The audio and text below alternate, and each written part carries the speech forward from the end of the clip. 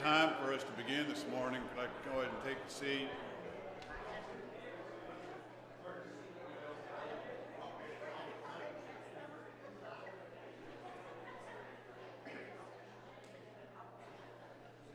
You want to go ahead and open to Genesis chapter 4. We're going to be looking primarily at 4, 5, and 6 today.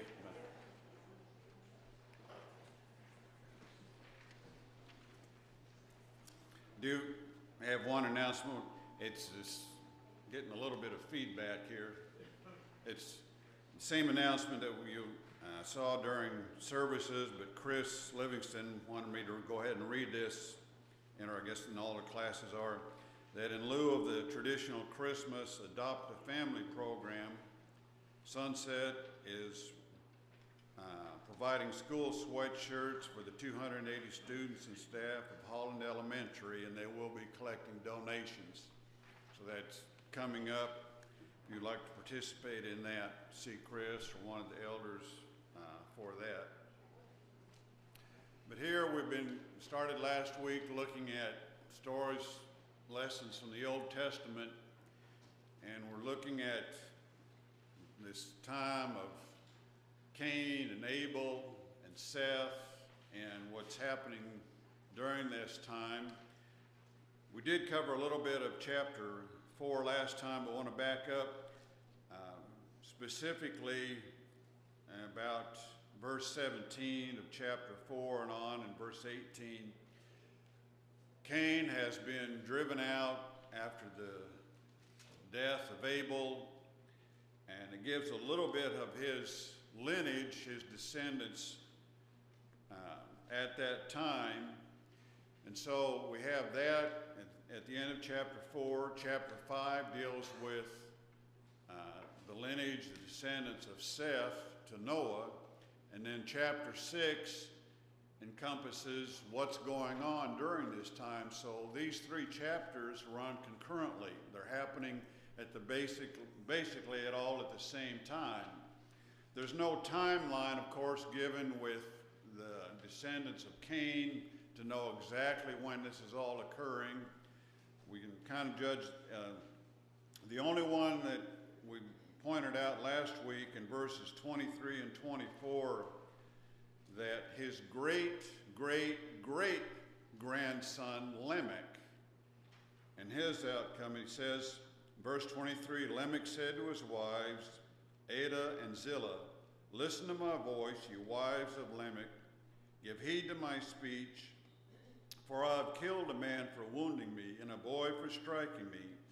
If Cain is avenged sevenfold, then Lamech 77-fold. It gives us, I think, an indication of where Cain's descendants have gone, the route they've taken. And when we compare that to what we'll see in chapter 5 with the descendants of Seth, the contrast between the two of what's taken place. So we don't know the time, like I did mention last week, that if we look at Seth in chapter 5, and his great grandson came 700 years after Seth was born. So if we kind of apply that to Cain, we possibly see this time frame. Could be 700 years, it could be more, could be less, but might be somewhere around that.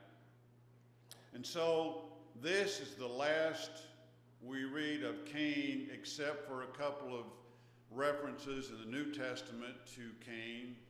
But Cain disappears basically from the scene at this point. He's still alive. He could still be alive when Lamech makes this statement.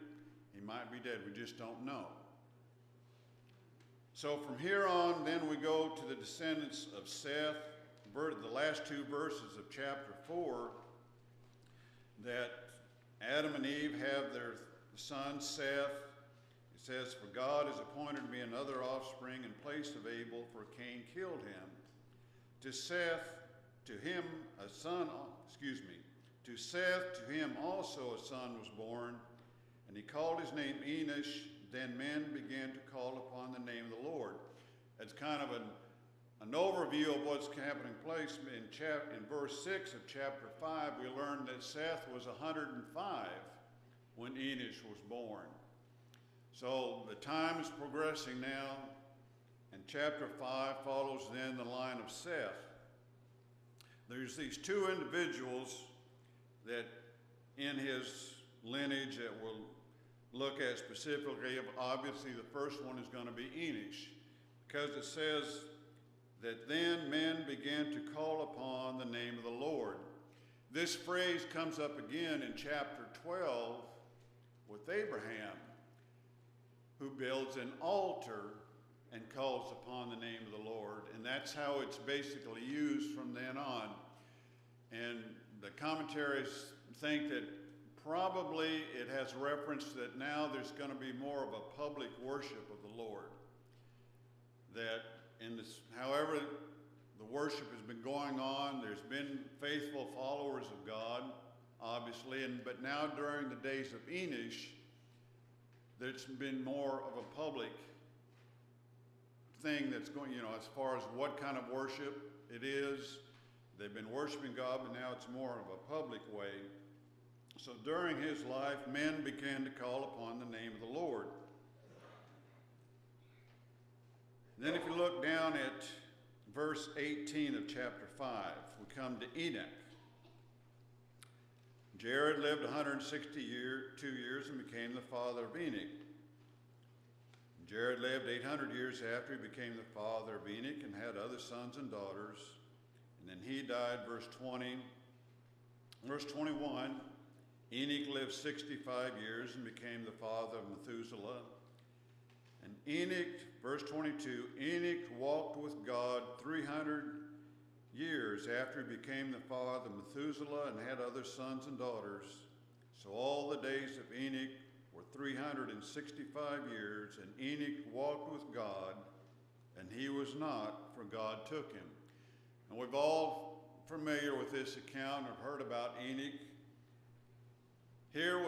So now think about in the days of Enosh, men are calling upon the Lord. There is this worship of God, possibly the building of the altars, as would come in conjunction with those later on in Genesis.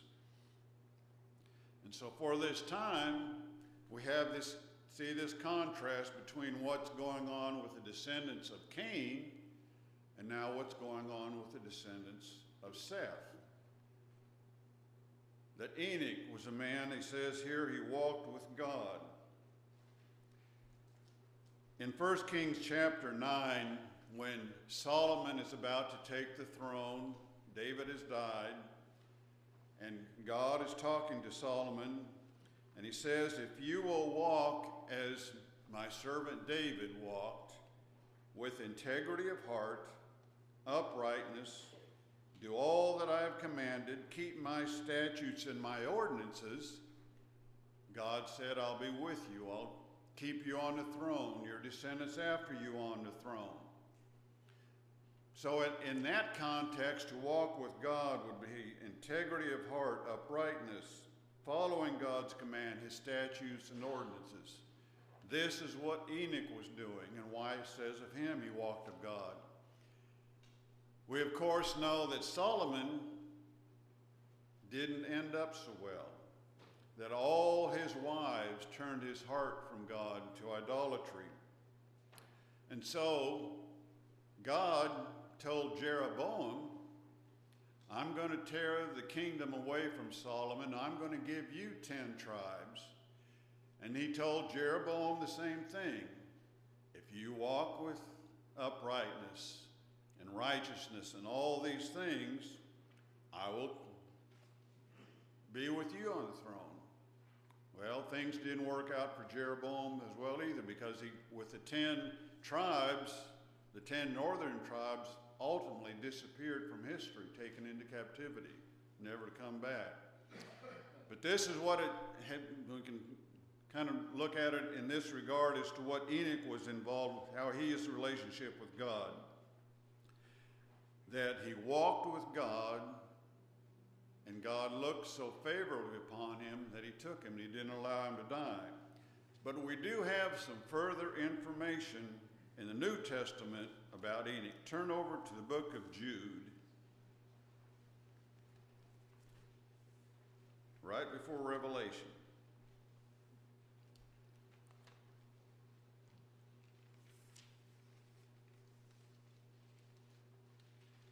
Jude is basically talking about those individuals, peoples that were rebellious, the unbelieving, the unrighteous, and what had happened to them, what's going to happen to them.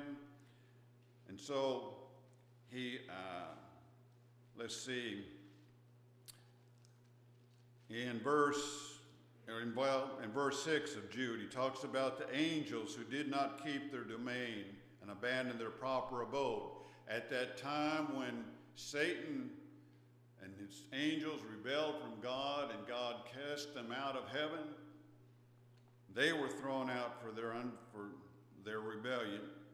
Verse 7, Sodom and Gomorrah destroyed because of their immorality. Verse 10, these men that revile things which they don't understand, the things which they know by instinct, like unreasoning animals, by these things they are destroyed. And then it says in verse 11, here's one of the references to Cain. Woe to them, for they have gone the way of Cain. So in this context, if you go down to now to verse 14, it was also about these men, these unbelievers, the unrighteous, the unfaithful, the rebellious toward God. It was also about these men that Enoch, in the 7th generation from Adam, prophesied, saying, Behold, the Lord came with many thousands of his holy ones, to execute judgment upon all, and to convict all the ungodly of their ungodly deeds, which they have done in an ungodly way, and of all the harsh things which ungodly sinners have spoken against him. So here is Enoch, a individual that walked with God. Well, what was he doing while he was walking with God? He was a prophet. And what do prophets do? They pass along the message of God that is given to them, and his was a message of judgment, talking about to execute judgment upon all. The world that Enoch was living in, the descendants of Seth, this contrast between the descendants of Cain and Seth, what kind of world were they living in? To convict all the ungodly of their ungodly deeds, what they have done in an ungodly way, of all the harsh things which ungodly sinners have spoken against him. They're speaking against God. So go back now to Genesis 5.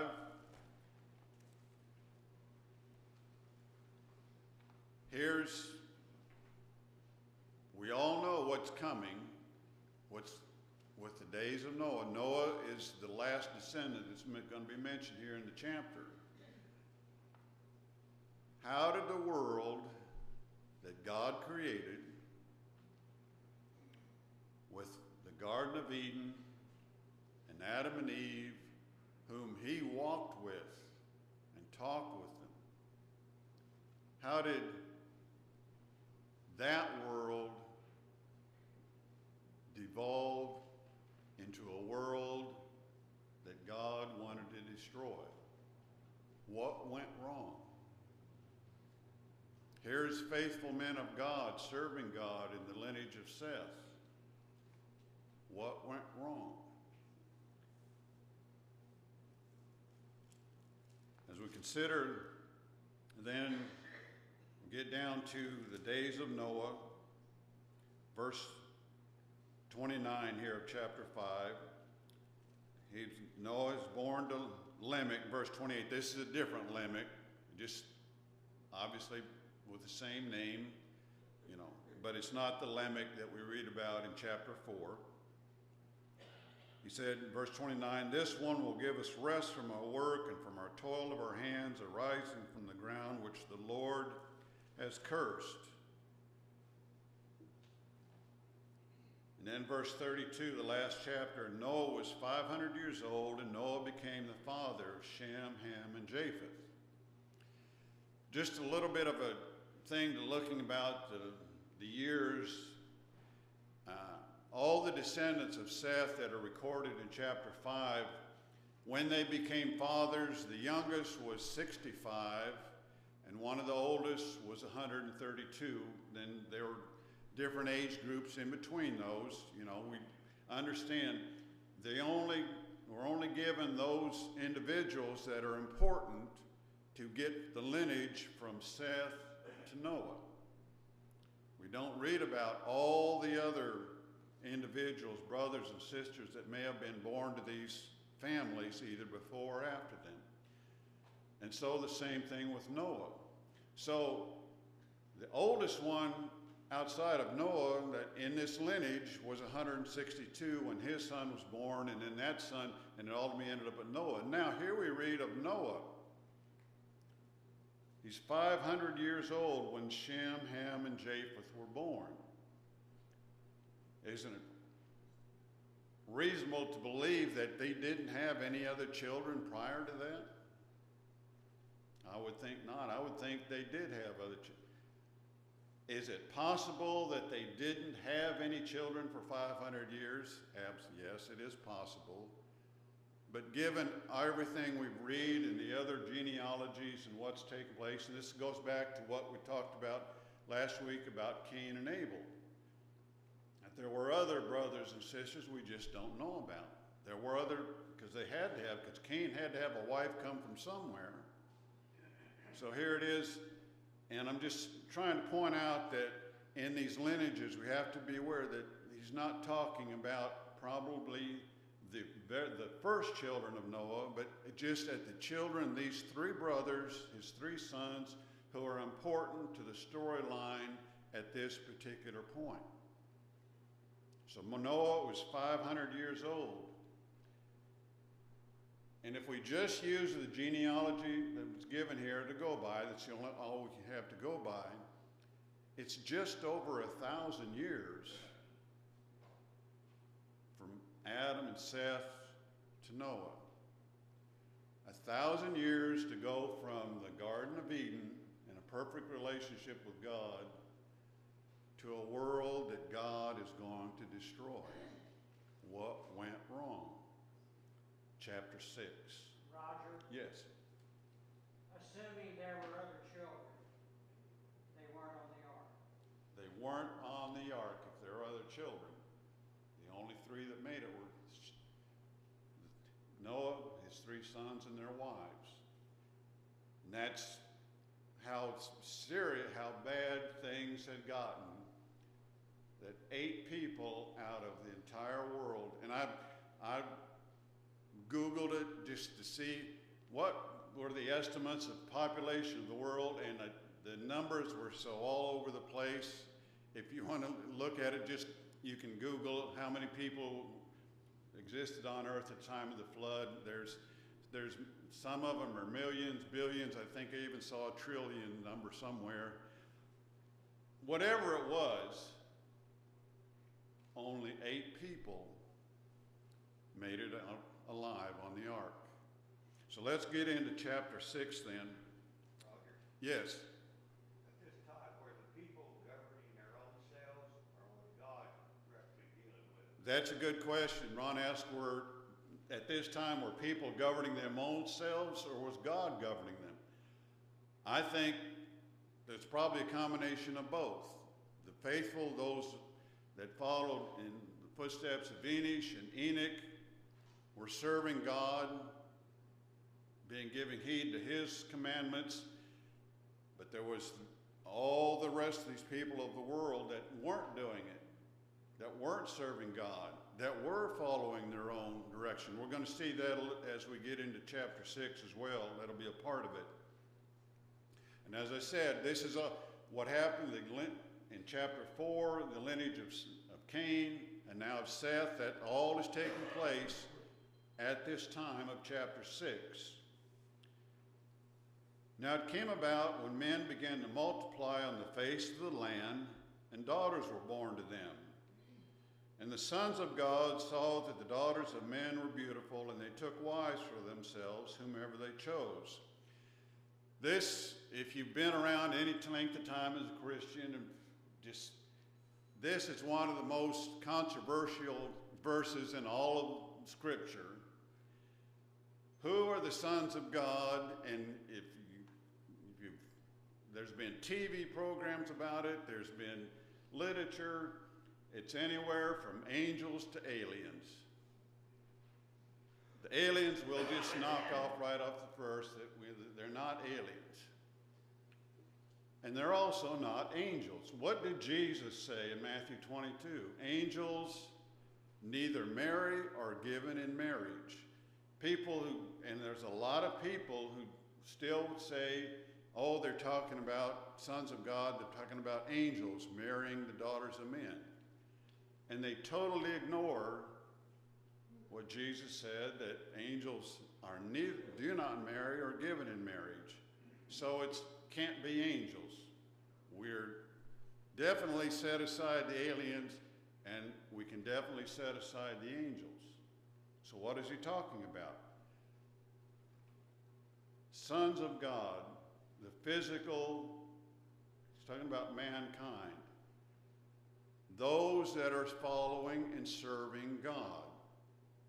He's not talking just strictly about men, the males, and, you know, because if we say that, well, only the men are faithful, there aren't any faithful women.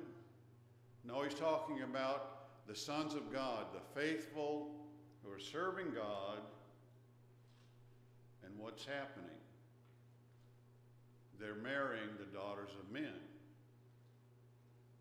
Now, he doesn't say exactly what the conclusion of that is, but everything subsequent to that verse talks about the condition that the world is in.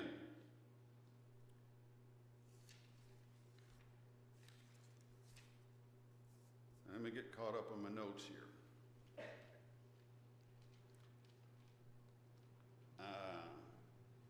Let's just briefly look at some things.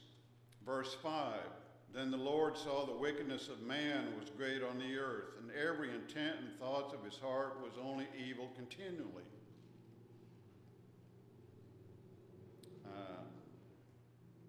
Verse 11 and 12, now the earth was corrupt in the sight of God. The earth was filled with violence. God looked on the earth. Behold, it was corrupt, for all flesh had corrupted their way upon the earth. The sons of God were marrying the daughters of men,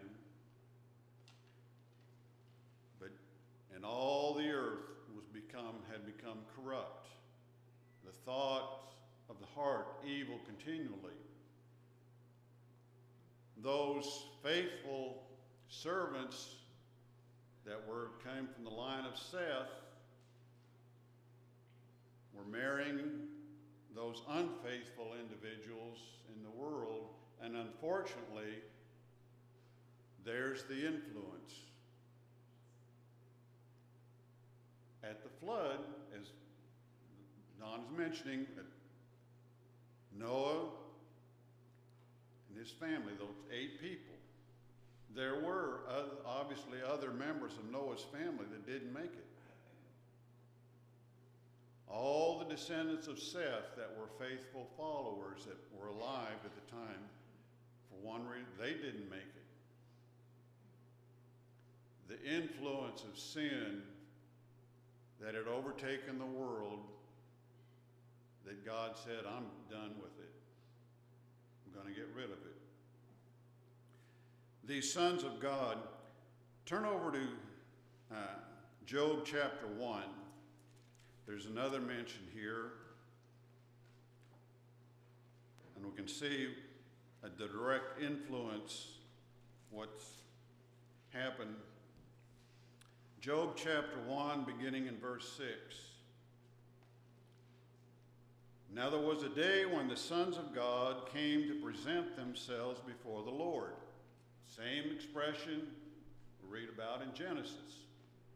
He's not talking about angels, certainly not talking about aliens, but he's talking about the faithful, the servants of God. The sons of God came to present themselves before the Lord, and Satan also came among them. The Lord said to Satan, "From where do you come?" And Satan answered the Lord and said, "From roaming about on the earth and walking around on it."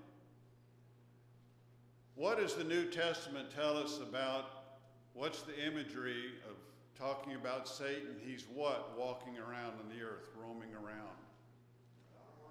A roaring lion, seeking someone to devour. Who's he seeking? If the world isn't faithful, if individuals are not faithful to God, if they're living in sin, is Satan really worried about them? He's already got them. He might be worried about losing them to obedience in Christ, but who's he really after? Here he is. There was a day when the sons of God came to present themselves before the Lord, and Satan also came among them. He's right there with them, ready to do what? To accuse. That's his role, to accuse the brethren before the Lord. Basically, that's what he's doing with Job. But God knew his servant Job. Basically, God laid Job right before Satan. That's what he's in verse 9. And the Lord said to Satan, "Have you considered my servant Job? There's no one like him on earth, a blameless and upright man, fearing God and turning away from evil." God is saying to Satan, here's my servant Job. Do what you want, except don't kill him. God allowed it. He knew his servant. But here was Satan walking amongst the sons of God to make those accusations. And so it is with all the verses that use that phrase, sons of God, and then there's other verses that have similar ideas, and they're talking about people, individuals, not talking about angels, except possibly one verse. Turn over to Job 38. There's one verse here that it may have an reference to angels. He's recounting to Job, he's asking him all these questions, and specifically here he's dealing with creation. Basically, Job, where were you when I did all of this? Did you counsel me when I did all of this? And then here in Job 38, verse 6, on what were its bases sunk? It's talking about the foundation of the earth. Or who laid its cornerstones when the morning stars sang together and all the sons of God shouted for joy? So in this context, he's talking about creation. And the sons of God probably here has a reference then to the angels, because man had not yet been created until the sixth day, So you could maybe make an argument that it is the individuals, man, shouting for joy, but more than likely it is talking about the angels. So it's the context that we need to look at, as we do with any scripture. But this is the only verse that in that context would probably refer to angels as the sons of God. And actually in Romans 8:14, it says, all who are led by the Spirit of God, these are the sons of God. And we could see in that, we think of that, of the people, the faithful servants of God, but it would also apply to angels, and that's in that context as well. So, going back then to Genesis chapter 6.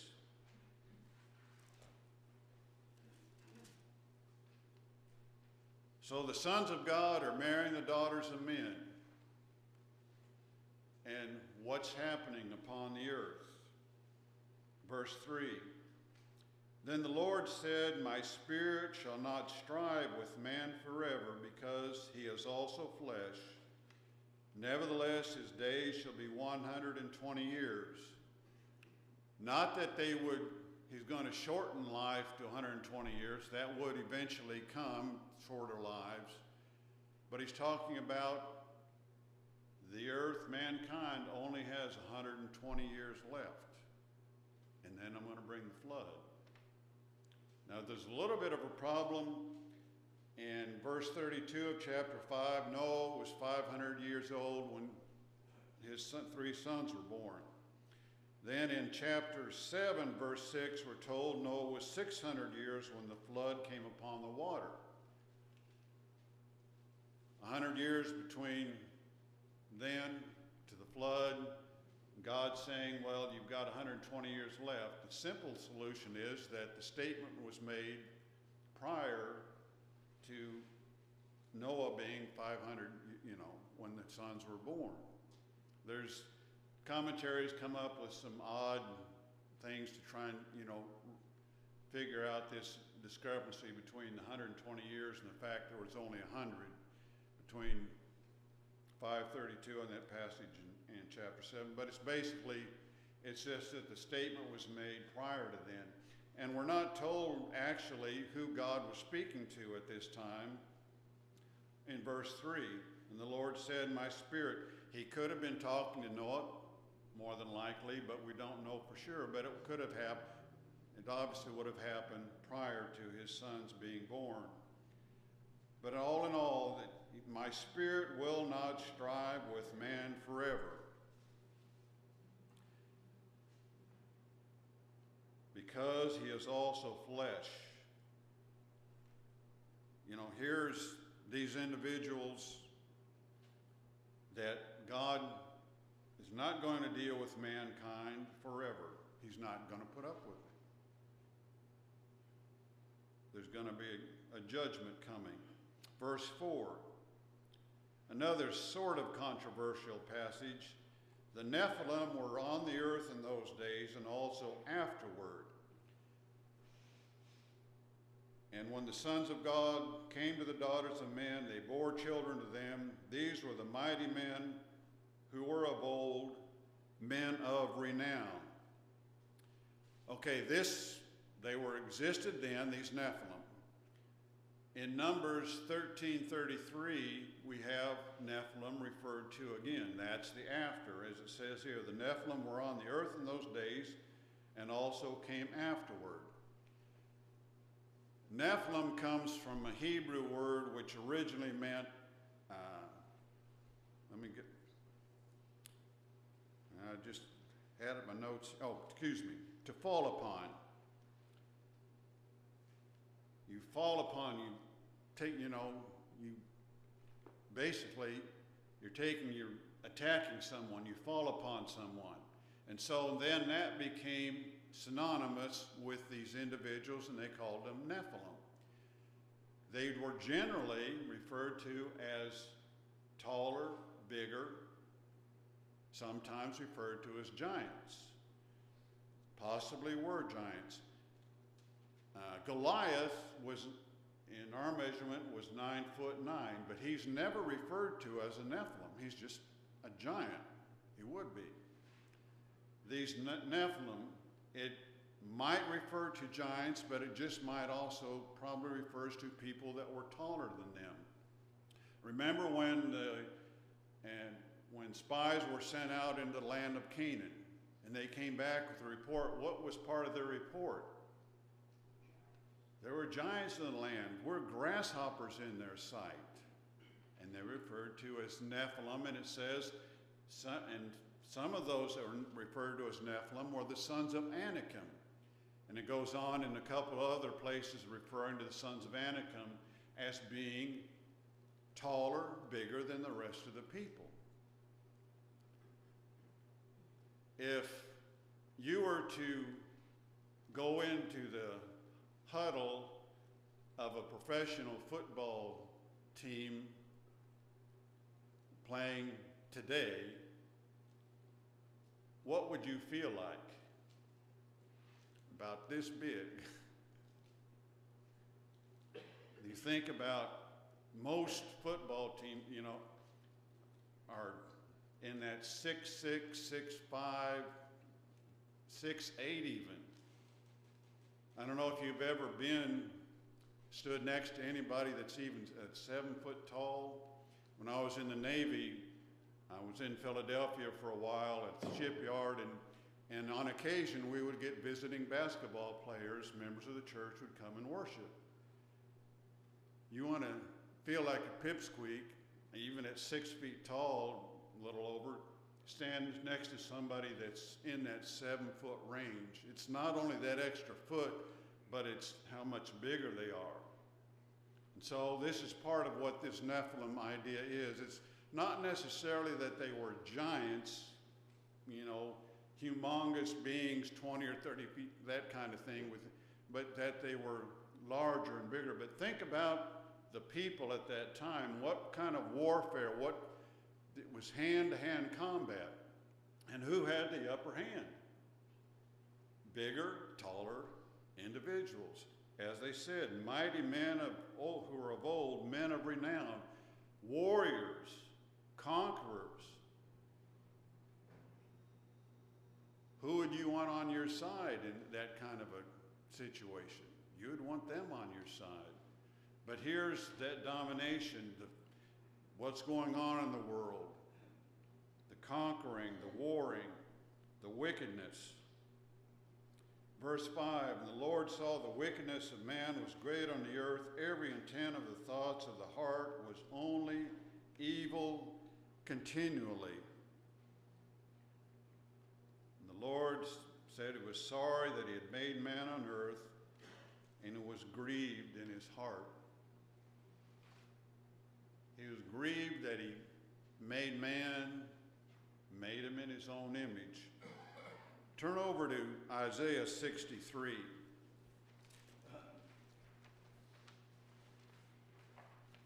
And we'll see this history repeating itself with the people of God there. Isaiah 63 will begin in verse 7. I shall make mention of the loving kindness of the Lord, the praises of the Lord, according to all that the Lord has granted us, and the great goodness toward the house of Israel, which he had granted them according to his compassion, and according to the abundance of his loving kindness, all that God had done for his people Israel. Verse 8. For he said, surely they are my people, sons who will not deal falsely. They certainly wouldn't deal falsely with me. I created them as a nation. I nurtured them. I watered. I took care of them. And he says, so he became their Savior. In all their affliction, he was afflicted. He felt their pain. And the angel of his presence saved them. How many times did God save his people from evil, from affliction? In his love and in his mercy, he redeemed them. He lifted them and carried them all the days of old. Verse 10, but they rebelled and grieved his Holy Spirit. Therefore, he turned to himself to become their enemy, and he fought against them. The same thing that took place in Genesis. God had created man, given him a perfect existence in the Garden of Eden. One law, one commandment demonstrated the power of sin, the influence of Satan. Adam and Eve sinned. They were cast out of the garden. Cain killed Abel. And it just all snowballed from there.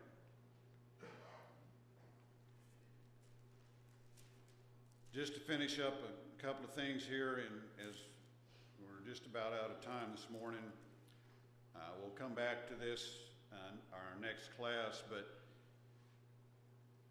just what happened, what went wrong. You had faithful on one side, unfaithful on the other. And unfortunately, the unfaithful influenced the faithful. So that at the time when the floods came, there were only 8 people saved. And we'll pick up with that next week with the very important verse out of probably this entire section comes in verse 18 of chapter 6. When God told Noah, I will establish my covenant with you. And so next week we're going to look at what that covenant was and what it means to us today and to the broad picture of the amazing thing that's happening here that carries on to what is happening with us in the world today, with that covenant that he made with Noah at that time. Thank you for your time this morning.